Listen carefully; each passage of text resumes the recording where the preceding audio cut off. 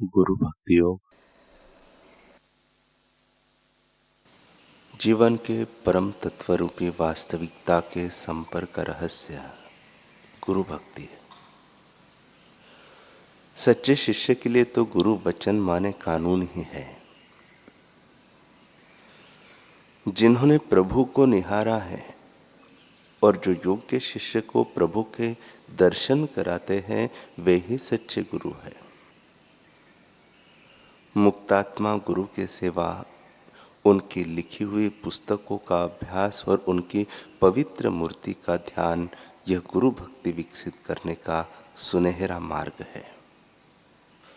जो शिष्य नाम, कीर्ति, सत्ता, धन और विषय वासना के पीछे दौड़ता है वह सद्गुरु के चरण कमलों के प्रति सच्चा भक्तिभाव नहीं रख सकता। शिक्षा का क्षेत्र बहुत ही विशाल है और ज्ञान प्राप्ति की संभावनाएं अपार हैं। अतः गुरु की आवश्यकता अनिवार्य है।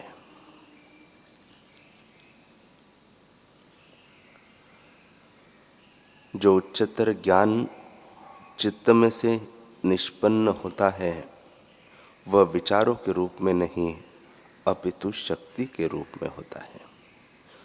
वह ज्ञान गुरु शिष्य के प्रति सीधे सीधे संक्रमित करते हैं। ऐसे गुरु चित्त शक्ति के साथ एकरूप होते हैं।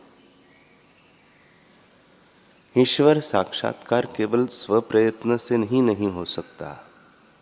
उसके लिए गुरु कृपा अत्यंत आवश्यक है।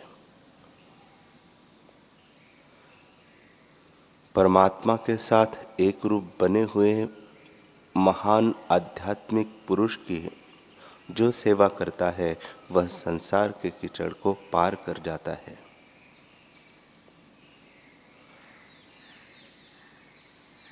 जन्म जब गुरु निद्राधीन हो या आराम करते हो तब अनिवार्य परिस्थितियों में भी उन्हें जगाना नहीं चाहिए, विघ्न नहीं डालना चाहिए।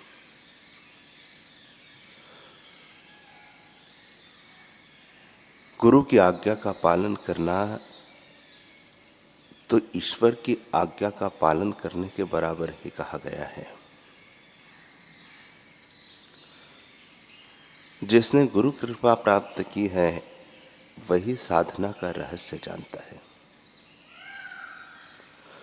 गुरु होना अच्छी बात है, उनकी आज्ञा का पालन करना उससे भी अधिक अच्छी बात है और उनके आशीर्वाद प्राप्त करना सर्वश्रेष्ठ बात है।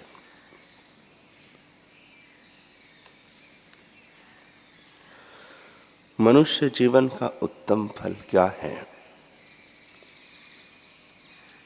गुरुदेव सत्संग में कहते हैं कि ऐसे एक संत कवि जिनकी रचना शक्ति में योग, भक्ति व ज्ञान का सुंदर समन्वय है, जिन्होंने कागज स्याही न छूकर भी अपनी अद्भुत प्रतिभा से असंख्य लोगों के हृदय में ज्ञान, भक्ति व वैराग्य की धाराएं प्रवाहित कर दी, जिन्होंने स्वयं अनपढ़ होने पर भी बड़े बड़े पंडितों के मस्तिष्क को अपनी ब्रह्मबल संपन्न वाणी से झकझोर दिया, वे है संत कबीर जी।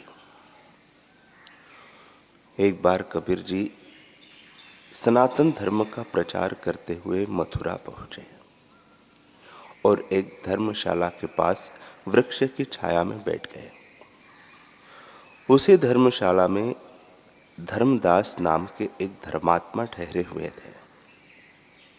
वे भगवत भक्ति, पूजा, जप, तीर्थ सेवन एवं संतों की सेवा में तत्पर रहते हैं। भगवान की यह करुणा कृपा है कि वे अपने भक्तों से ज़्यादा देर तक दूर नहीं रह सकते हैं।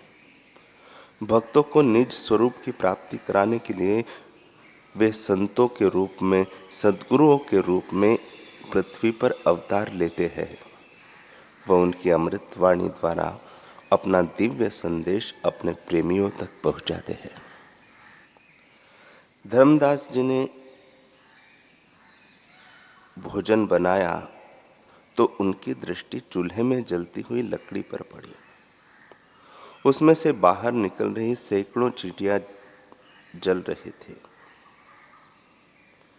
उसमें से अनेकों चींटियों अपने अंडों सहित बाहर निकल रही थी और सैकड़ों जल मरी थी।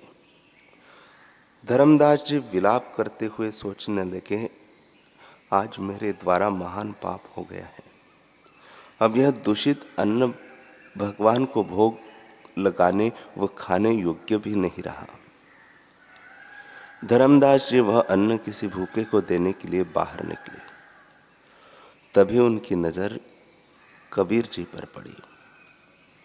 उन्हें कोई साधन रहित भूखा साधु समझकर धर्मदास जी ने उनके आगे भोजन रख के कहा, महाराज, लगता है आप भूखे हैं, कृपया इसे स्वीकार करें।